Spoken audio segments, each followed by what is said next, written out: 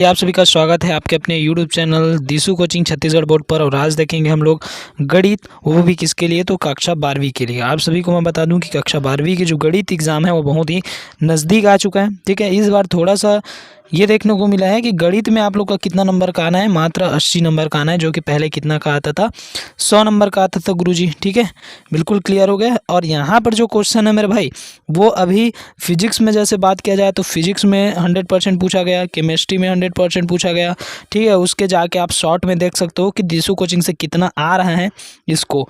ठीक है, तो चलिए यहाँ पर देखते हैं। सबसे ये पूरा आपका पैटर्न रहेगा, इस हिसाब से क्वेश्चन रहेंगे जैसे कि यहाँ पर बताया जा रहा है, वैसे ही क्वेश्चन रहेंगे। जैसे कि प्रश्न पहला, ठीक है, तो प्रश्न पहला में क्या रहेंगे, आपका सही विकल्प चुनकर लिखिए। तो बिल्कुल से ऐसा ही रहेगा, आपके प्रश्न पहला खंड अ में सही विकल्प चुनकर लिखना होगा।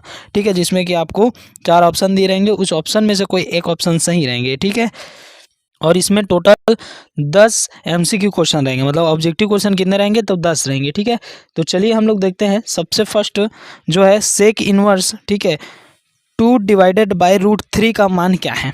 ठीक है, तो क्या हो जाएगा, इसको हल करेंगे तो ये आता है पाई/6। क्या आएगा, पाई/6। तो पाई/6 इसका राइट आंसर हो जाएगा। उसके बाद चलिए यहाँ पर दिया हुआ है, ठीक है, यदि a इज इक्वल टू ये पूरा, ठीक है, आपका दिया हुआ है, ठीक है, अव्यू में, और ये भी दिया हुआ है आपका, ठीक है, अव्यू में, तो a इंटू बी मतलब कि a गुणित b का मान आपको ज्ञात करना है। ठीक है, तो एकदम से इजी से इसको आप ज्ञात कर सकते हो। और जैसे ही आप ज्ञात करोगे तो इसका आंसर क्या हो जाएगा मेरे भाई, तो इसका आंसर जो है वो निकल के आ जाएगा आपका सी में, जो है 0 0। ठीक है, क्लियर, क्योंकि देखो यहाँ पर भी 0 है और यहाँ पर भी 0 है, तो आपको पढ़ाते समय बताया गया है। ठीक है, चलो उसके बाद देखते हैं तीसरा। तो तीसरा इसी में देखिए, तो ये दिया गया है आपका सारणिक, और सारणिक का जो है मान पूछा गया है। तो सारणिक का मान क्या हो जाएगा यहाँ पर, इसको जैसे ही हम हल करेंगे, ठीक है, तो सारणिक का हल जो है आपका आ जाएगा 0। ठीक है, सारणिक का हल क्या आ जाएगा, 0 आ जाएगा। चलिए उसके बाद दिया हुआ है, देखिए यहाँ पर y is equal to sine log x. ठीक है, अब यहाँ पर क्या है, एक्स 0 से बड़ा है, तो dy डिवाइडेड बाई dx का मान ज्ञात करना है। तो यहाँ पर इसका आंसर क्या हो जाएगा, तो इसका आंसर जो है वो गुरुजी हो जाएगा यहाँ पर सी आंसर। ठीक है, इसका आंसर सी। उसके बाद जो पांचवा है, ठीक है, पांचवा देखिए, तो पांचवा में दिया हुआ है, इसका मान आपको ज्ञात करना है। ठीक है, इसका मान आपको ज्ञात करना है। चलिए यहाँ पर समाकलन करके इसका मान आप लोग ज्ञात करेंगे। ठीक है, बिल्कुल से। तो देखिए ये सब क्वेश्चन बहुत ही इंपॉर्टेंट क्वेश्चन है, इन सबको अच्छे से आपको देख लेना है। ठीक है, इसका आंसर जो है बी आ जाएगा, sine x minus cos plus में सी। चलिए उसके बाद छठवा देखते हैं। तो छठवा में देखिए अवकल समीकरण। तो अवकल समीकरण को यदि आप इतना को हल करेंगे तो इसका जो है, देखिए इसका जो आंसर है वो आ जाएगा आपका जो है डी। क्या आ जाएगा, परिभाषित नहीं होगा ये।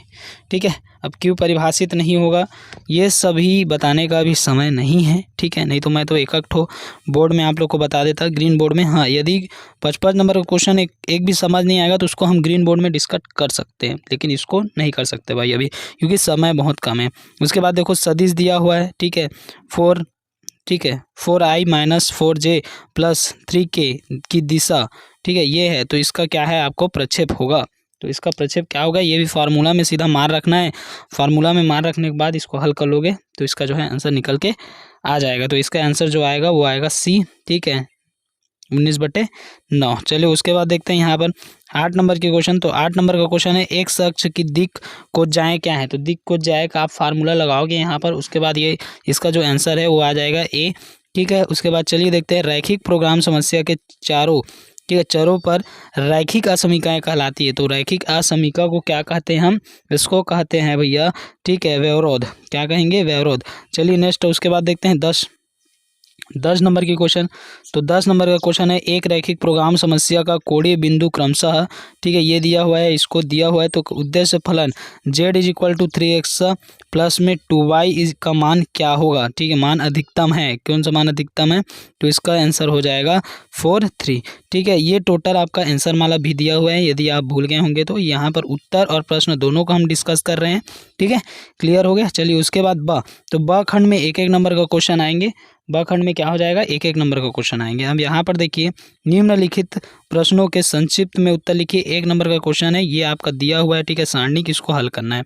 सारणी को हल करने का एकदम जोरदार तरीका जो होता है, यहाँ पर देखिए ठीक है, ये इसके इक्वल में है, तो ये क्या हो जाता है आपका, इसको आप इसके साथ मल्टीप्लाई करोगे माइनस, फिर इसको इसके साथ मल्टीप्लाई करोगे, इसको इसके साथ मल्टीप्लाई, इसको इसके साथ, तो 3x को जब हम, ठीक है, 3x को जब हम किसके साथ मल्टीप्लाई करते हैं, 4x के साथ, तो 4 के साथ हम लोग करते हैं तो ये हो जाएगा 12x, ठीक है, जो कि किया हुआ है यहाँ पर देखिए, और 4 को हम 7, 2 को हम 7 के साथ करेंगे तो ये -14 और माइनस माइनस क्या हो जाता है, प्लस हो जाता है। ठीक है, तो ये है, देख लीजिए अच्छे से, मैं ज़्यादा इसको डिटेल नहीं करूँगा, ठीक है, क्योंकि मैं भी एक मैथ्स का टीचर हूँ और यहाँ पर पूरा आप सभी को समझा सकता हूँ, ठीक है, लेकिन मैं यहाँ पर टाइम को देखते हुए आपको उतना ज़्यादा नहीं बताऊँगा। यदि आप पर्सनल कमेंट करते हैं, मैं कमेंट का रिप्लाई अभी बहुत ही जल्दी दे रहा हूँ, क्योंकि मुझे पूरा फोकस मैं छत्तीसगढ़ बोर्ड पर डाला हुआ हूँ। छत्तीसगढ़ बोर्ड ऑनलाइन एजुकेशन को बढ़ावा देना मेरा एक लक्ष्य है, ठीक है, जहाँ पर हर एक स्टूडेंट के पास जो है ये ऑनलाइन जो है पहुँचना चाहिए, ताकि उनके पास समय का बचत हो, ठीक है, और जानते तो हो फिर कैसा अभी क्वेश्चन आ रहा है दिशु कोचिंग क्लास से, हर एक क्वेश्चन फंस रहा है, ठीक है।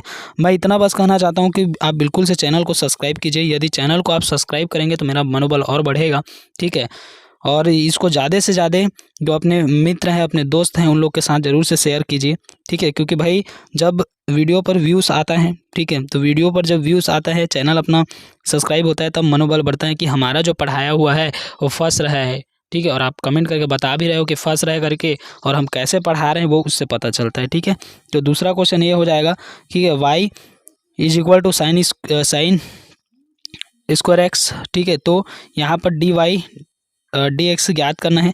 उसके बाद चलिए नेक्स्ट देखते हैं, दूसरा नंबर का है, इसी में ये है, ठीक है, दूसरा हो गया, फिर तीसरा देखेंगे, तो इसी में हम लोग तीसरा देखें, तो तीसरा देखिए यहाँ पर हमको समाकलन करना है 10x, ठीक है, 10x स्क्वायर का यहाँ पर मान ज्ञात करना है। उसके बाद नेक्स्ट है अवकल समीकरण, तो अवकल समीकरण, ठीक है, अवकल समीकरण जो दिया हुआ है 2x स्क्वायर, ठीक है, इसको, ठीक है, माइनस में 3, और फिर ये दिया हुआ है plus y is equal to 0 की कोटि तथा घात ज्ञात करना है। तो यहाँ पर घात तो स्पष्ट पता चल रहा है, बस आपको कोटि अच्छे से निकाल लेना है, ठीक है, समीकरण की कोटि क्या हो जाएगी, ठीक है, और उच्चतम कोटि एवं न्यूनतम कोटि भी पूछा जाता है इसमें। उसके बाद नेक्स्ट है 5वां नंबर का क्वेश्चन, ठीक है, यदि P A is equal to 0.8 और P B is equal to कितना दिया है 0.5, तो P B divided by A is equal to इतना है, ठीक है, तो क्या है इसका मान आप लोग को ज्ञात करना है, ये इसका आंसर रहा, ठीक है, इसका आंसर हो जाएगा। उसके बाद दूसरा क्वेश्चन देखिए इसमें, ठीक है, दूसरा क्वेश्चन मतलब 2 नंबर का भी स्टार्ट हो गया, तो 2 नंबर का क्वेश्चन में अब देखिए सिद्ध कीजिए, तो ये जो है उसको सिद्ध करना है, ठीक है, 10x, ठीक है, 10 इनवर्स x प्लस में cot inverse x is equal to क्या है π/2, आपको सिद्ध करना है, ठीक है, तो ये है आपका। देखिए उसके बाद तीसरा नंबर का क्वेश्चन है, तीसरा नंबर का क्वेश्चन है, यदि a इज इक्वल टू 1 2 3 दिया है और b इज इक्वल टू 2 3 4 दिया है, तो a इंटू बी ज्ञात करना है, बस दोनों को गुणा कर देना है आपस में, ठीक है। चलिए नेक्स्ट देखते हैं। उसके बाद इसी में आगे देखिए प्रश्न 4 x इज इक्वल टू 3 पर फलन f(x), ठीक है, f(x) 2x स्क्वायर माइनस 1 का सातत्य की जांच करना है, सातत्य है कि नहीं है इसको आप लोग जांच करना है, मतलब कि LHS is equal to RHS होना चाहिए। चलिए उसके बाद देखते हैं, यहाँ पर 5वां क्वेश्चन है, वृत्त की त्रिज्या 0.7 सेंटीमीटर प्रति सेकेंड की दर से बढ़ रहा है, इसकी परिधि में वृद्धि की दर क्या है, जब r इज इक्वल टू क्या दिया है 4.9 सेंटीमीटर है, ठीक है, वृत्त की त्रिज्या, तो ये देखिए वृत्त की त्रिज्या r है, परिधि इतना है, तो आप इसको क्या कर सकते हो भैया, निकाल सकते हो आराम से। उसके बाद देखिए प्रश्न छठवा है, ठीक है, a is equal to I minus में 2g के अनुदेश एक ऐसा सदिश ज्ञात कीजिए जिसका परिणाम इकाई क्या होना चाहिए 7 होना चाहिए। तो फार्मूला यहाँ पर लगाओगे, ये आपका क्या है फार्मूला है, ठीक है, तो फार्मूला लगाओगे जैसे ही आपका निकल जाएगा। 7वां नंबर का क्वेश्चन यहाँ पर देखिए, 7वां है सदिश आई, ठीक है, आई के प्लस में 3j प्लस में 7k का सदिश, ठीक है, 7i क्या है 7i माइनस में j प्लस में 8k पर प्रक्षेप ज्ञात करना है, ठीक है, प्रक्षेप ज्ञात करने का ये रहा आपका फार्मूला, इसमें मान रखो और उसके बाद आंसर पाओ, ठीक है। उसके बाद 8वां नंबर का क्वेश्चन देखिए, यहाँ पर इसका क्या करना है भैया, समाकलन करना है, तो समाकलन करेंगे तो हमारा आंसर जो है निकल के आ जाएगा यहाँ से, ठीक है, ये आ गया, ठीक है, ये है इसका आंसर, तो इसको आपको अच्छे से देख लेना है। उसके बाद चलिए 9 नंबर का क्वेश्चन देखते हैं। 9 नंबर का क्वेश्चन में फिर से आ गया यहाँ पर कॉस इनवर्स x, ठीक है, का dx करना है, आपको क्या करना है, समाकलन करना है फिर से। उसके बाद नेक्स्ट हम लोग देखते हैं 10वां नंबर का क्वेश्चन, 3 नंबर का क्वेश्चन है इस पर भी। तो ये हो गया आपका, देखिए ठीक है, 0 से π/2, 0 से π/2, ठीक है, साइन 4x माइनस में साइन की मतलब कि ये क्या है, घात में 4x, ठीक है, कॉस की घात में 4x, साइन की घात में 4x, डी का मान आपको ज्ञात करना है। चलो नेक्स्ट उसके बाद देखिए अवकल समीकरण, ठीक है, यहाँ पर दिया हुआ है अवकल समीकरण dy/dx प्लस में 3y is equal to e की पावर में 2x का व्यापक हल ज्ञात करना है, ठीक है, ये हो जाएगा। उसके बाद नेक्स्ट हम लोग देखते हैं, नेक्स्ट इसमें आए तो ये 12वां नंबर का क्वेश्चन है, ठीक है, रेखाओं में, ठीक है, बीच की कोण ज्ञात करना है इसमें। तो ये क्वेश्चन भी बहुत ही इंपॉर्टेंट है, इसमें क्या ज्ञात करना है, कोण। चलो नेक्स्ट देखते हैं उसके बाद, ठीक है, निम्नलिखित, यहाँ पर देखिए निम्नलिखित जो है प्रोग्राम समस्या का हल कीजिए, ठीक है, अधिकतम z इज इक्वल टू दिया है 5x प्लस में 3y निम्न व्यवरोधों के अंतर्गत, ठीक है, क्या करना है आपको, ये जो दिया हुआ है इसको रखते हुए आपको क्या करना है, इसको हल करना है और यहाँ पर ग्राफ भी बनाना पड़ेगा। तो ये इसका ग्राफ है, ठीक है, ग्राफ बनाना यहाँ पर पड़ता है और बहुत ही अच्छा क्वेश्चन है। उसके बाद नेक्स्ट हम लोग देखते हैं, ये इसका कौन सा अधिकतम है, कौन सा न्यूनतम है, ये सब आपको लिखना पड़ेगा। उसके बाद फिर से देखिए, जो यहाँ पर 6 नंबर का क्वेश्चन आता था उसको 3 नंबर का क्वेश्चन किया गया है। तो इस बार मैं बता दूँ, समय का आप लोग को बहुत ज़्यादा वो पड़ेगा, ठीक है, ज़रूरत पड़ेगा, तो समय को बिल्कुल से आप बांध के रखिए, ठीक है। यहाँ पर देखिए, एक सिक्का और एक अभिनत पासे को उछाला गया, माना ए की घटना सिक्के पर, ठीक है, चित्त प्रकट होता है और बी की घटना पासे पर संख्या में 3 प्रकट होती है। तो निरूपित करते हैं, निरीक्षण कीजिए कि घटना ए बी स्वतंत्र है या नहीं। ये इसका आंसर आ जाएगा, ठीक है। उसके बाद देखते हैं 15वां नंबर के क्वेश्चन में ये दिया हुआ है y is equal to x की पावर में 3 प्लस में 10x हो, तो आपको क्या है, इसका मान ज्ञात करना है। चलिए नेक्स्ट देखते हैं। उसके बाद यहीं पर फिर से दिया हुआ है ये 4 नंबर के क्वेश्चन में, ये पहले 6 नंबर का क्वेश्चन आता था भाई, अब उसको कम किया है, ठीक है, क्वेश्चन तो उतना ही 6 लेकिन इसको क्या किया है, 4 नंबर का कर दिया है, ठीक है। तो ये है बहुत बड़ा blunder. y is equal to e m, ठीक है, कॉस इनवर्स x हो तो सिद्ध कीजिए। ये क्वेश्चन भी बहुत ही एमपी क्वेश्चन है, ठीक है। चलिए नेक्स्ट देखते हैं। उसके बाद ये तो इसका हल है, देखो इतना बड़ा हल है और 4 नंबर का है क्वेश्चन मात्र।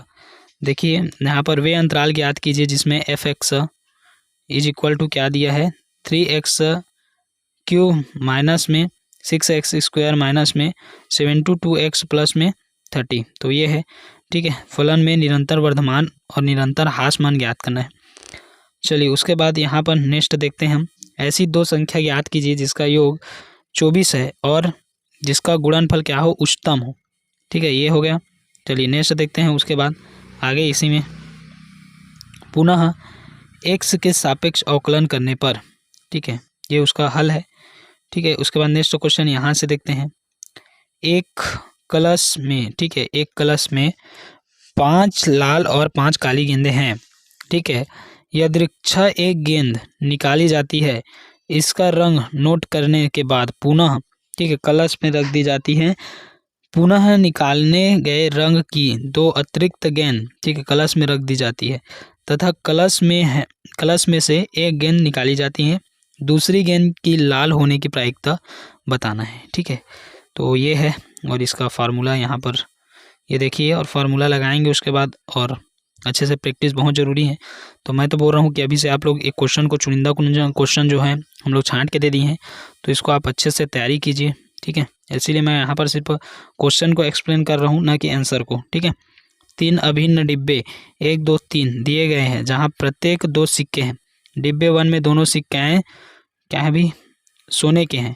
डिब्बे 2 में दोनों सिक्काएँ चांदी के हैं। डिब्बे 3 में दोनों सिक्काएँ क्या हैं, चांदी का सिक्का है। एक व्यक्ति यदृच्छा एक डिब्बा चुनता है और उसमें से यदृच्छा एक सिक्का निकालता है, ठीक है। यदि सिक्का सोने का है तो इस बात की क्या प्रायिकता है कि डिब्बे में दूसरा सिक्का भी सोने का है। तो ये भी आपका प्रायिकता से लिया गया क्वेश्चन है। यहाँ पर इसका हल है, देख लीजिए, ये इसका हल है पूरा, ठीक है। चलिए उसके बाद देखते हैं 18वां नंबर की क्वेश्चन। 18वां नंबर की क्वेश्चन है। यहाँ पर देखिए, माना कि किसी समतल में स्थित, ठीक है, समस्त त्रिभुजों का एक समुच्चय, ठीक है, समुच्चय वाला पार्ट से ये समुच्चय टी है, तो R is equal to T1 T2, ठीक है, T1 T2 सर्वगस्यम है। एक संबंध है, सिद्ध कीजिए कि R एक तुल्यता है, ठीक है, तुल्यता संबंध। यदि वो संक्रामक होता है, स्वतुल्य होता है, सम्मित होता है, तो वो तुल्यता कहलाता है। पढ़े हैं आप लोग, तो यही है, ठीक है। उसके बाद देखिए, ये वाला क्वेश्चन भी बहुत ही इजी है। सिद्ध कीजिए कि निम्न परिभाषित फलन, ठीक है, n बिलोंग्स टू n प्राकृतिक संख्या को बिलोंग करता है, एकागिक है, आच्छादक है, ठीक है, एकाकी तथा आच्छादक यहाँ पर ज्ञात करना है, ठीक है। तो ये हो गया। उसके बाद प्रश्न 19 देखते हैं। यहाँ पर प्रश्न 19 है। यहाँ पर देखिए, निम्नलिखित समीकरण निकाय के आव्यूह विधि से हल करना है। ये जो दिया हुआ है इसको आव्यूह विधि से हल करना है, ठीक है, ये पूरा इसका जो है। और ये सब बहुत जो है 6-6 नंबर में पहले आता था, ठीक है, इसको इस बार नंबर को बहुत ही झुका दिया है। यहाँ पर देखिए, यदि a इज इक्वल टू ये दिया हुआ है आव्यूह में, तो सम्मित कीजिए कि यहाँ पर ADJ, ठीक है, मतलब कि A इन्वर्स ज्ञात करना है, A इन्वर्स ज्ञात करना है, ठीक है, ये हो गया। चलिए, A इन्वर्स आपको ज्ञात करना है। उसके बाद दिया हुआ है यहाँ पर देखिए नेक्स्ट, ठीक है, दीर्घवृत्त के घेरे का क्षेत्रफल ज्ञात कीजिए, कौन सी विधि से, समाकलन विधि से। तो ये हो गया, ठीक है। चलिए, उसके बाद नेक्स्ट इधर का क्वेश्चन देखते हैं आगे। ये 55 नंबर में है, जो कि 6 नंबर में किया था, और 4 नंबर वाले मतलब पूरा 6 ही नंबर में आता था ये, ठीक है। 100 नंबर का जब था तब, मतलब 100 नंबर का पेपर इस बार के पेपर से इजी था, ठीक है। ऐसा है, दो रेखाओं के बीच की न्यूनतम दूरी ज्ञात कीजिए जिनके सदिश समीकरण ये है। मतलब इसमें दूरी ज्ञात करना है, दूरी का आप फार्मूला लगाओगे, उसके बाद ये बन जाएगा, ठीक है। क्लियर हुआ, ये हो जाएगा। उसके बाद देखिए, यहाँ पर भी न्यूनतम दूरी ज्ञात करना है, ठीक है, यहाँ पर भी दूरी ज्ञात करना है, ये फार्मूला है, ठीक है। चलिए, उसके बाद नेक्स्ट हम लोग देखते हैं आगे। तो आगे यहाँ पर टोटल कितने क्वेश्चन आएंगे, तो टोटल गुरुजी यहाँ पर आने वाले हैं आपके क्वेश्चन 19। कितने क्वेश्चन आएंगे, 19 क्वेश्चन आएंगे, और 80 नंबर का क्वेश्चन रहेगा, 19 है। और बाकी जितना हम सेट करा रहे हैं वो सेट आप करा लीजिए। ज़्यादा सबूत के लिए यदि चाहते हैं कि सर आपका कराया हुआ क्वेश्चन नहीं आ रहा है करके, तो आप शॉर्ट वीडियो में जाइए, वहाँ पर आपको पता चल जाएगा कि फिजिक्स में कितना आया है, केमिस्ट्री में कितना आया है, ठीक है, और अभी इंग्लिश है उसमें भी कितना आया है, ठीक है।